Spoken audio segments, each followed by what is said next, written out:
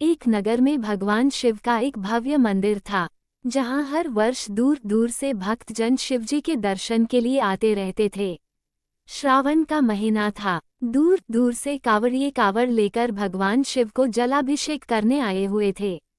मंदिर का परिसर भक्तों की भीड़ से भरा हुआ था। तभी अचानक आकाश में बिजलियां हुई और सोने का एक थाल उतरा। उसी के साथ एक भविष्यवाणी हुई कि जो कोई भगवान शंकर का सच्चा भक्त और प्रेमी होगा उसी को ये थाल मिलेगा। मंदिर के परिसर में उपस्थित सभी लोगों ने ये भविष्यवाणी सुनी। धीरे धीरे सभी इकट्ठे हो गए। जो लोग मंदिर की व्यवस्था देखते थे उन्हें तो पूरा विश्वास था कि यह थाल हमें मिलेगा, इसलिए वे सबसे आगे जाकर खड़े हो गए। सबसे पहले एक पंडित जी आए और बोले, देखिए, मैं प्रतिदिन महादेव का अभिषेक करता हूँ, अतः मैं ही भोलेनाथ का सबसे निकटवर्ती प्रेमी और भक्त हूँ, इसलिए थाल मुझे मिलना चाहिए। इतना कहकर पंडित जी ने थाल उठाया। जैसे ही पंडित जी ने थाल उठाया, थाल पीतल का हो गया। ये देखकर पंडित जी बड़े लज्जित हुए। उन्होंने थाल यथास्थान पर रखा और वहां से निकल गए। इसी प्रकार वहां उपस्थित सभी पंडितों ने खुद को आजमाया, लेकिन शायद उनमें से कोई भी सच्चा भक्त नहीं था। उन्हें भी थाल यथास्थान पर रखकर चले जाना पड़ा। इसके बाद उस नगर के राजा का आगमन हुआ। राजा साहब आगे आए और बोले, मैंने महादेव के मंदिर में बड़ी भारी दान दक्षिणा दी है, इसलिए ये थाल मुझे मिलना चाहिए। इतना कहकर राजा साहब आगे बढ़े और थाल उठाया। जैसे ही राजा ने थाल उठाया, थाल तांबे का हो गया। ये देखकर महाराज भी लज्जित हुए और थाल यथास्थान रखकर एक तरफ खड़े हो गए। इसके बाद इसी तरह एक से बढ़कर एक दानी, महात्मा और भक्त पधारे और थाल उठाया, लेकिन किसी के हाथ में कुछ और किसी के हाथ में कुछ हो गया, लेकिन सोने का नहीं रहा। तब लोगों को पता चला कि हम में से कोई भी महादेव का सच्चा भक्त नहीं है। उसी समय एक किसान का आगमन हुआ। वो बेचारा महीनों बाद आज चातुर्मास के सोमवार के शुभ अवसर पर शिवजी के दर्शन करने आया था।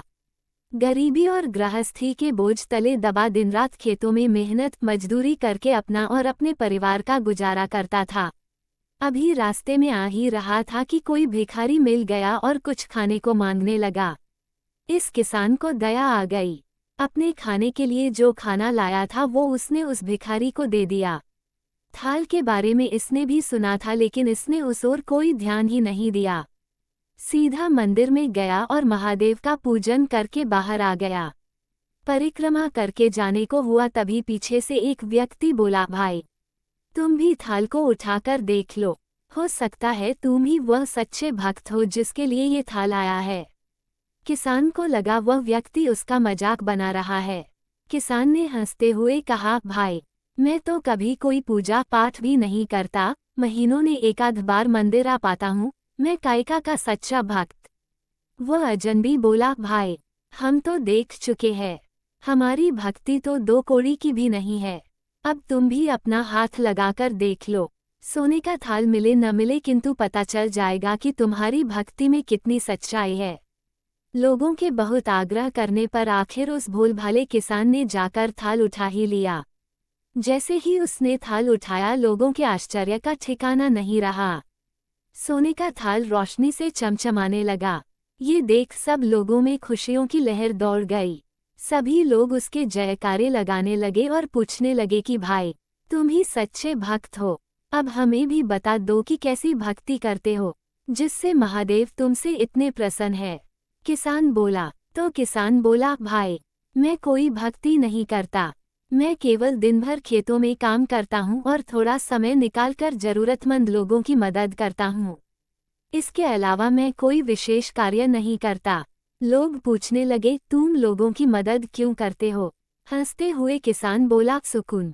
दूसरों के चेहरे पर मुस्कान देखकर मुझे जो आनंद और खुशी होती है उसे मैं शब्दों में बयां नहीं कर सकता। शायद यही कारण है कि महादेव मुझसे खुश है। इसलिए हमेशा याद रखे, सत्कर्म का आरंभ भी आनंद से होता है और अंत भी आनंददायक होता है। दुष्कर्म का आरंभ भी दुख से होता है और अंत भी दुखदायक होता है।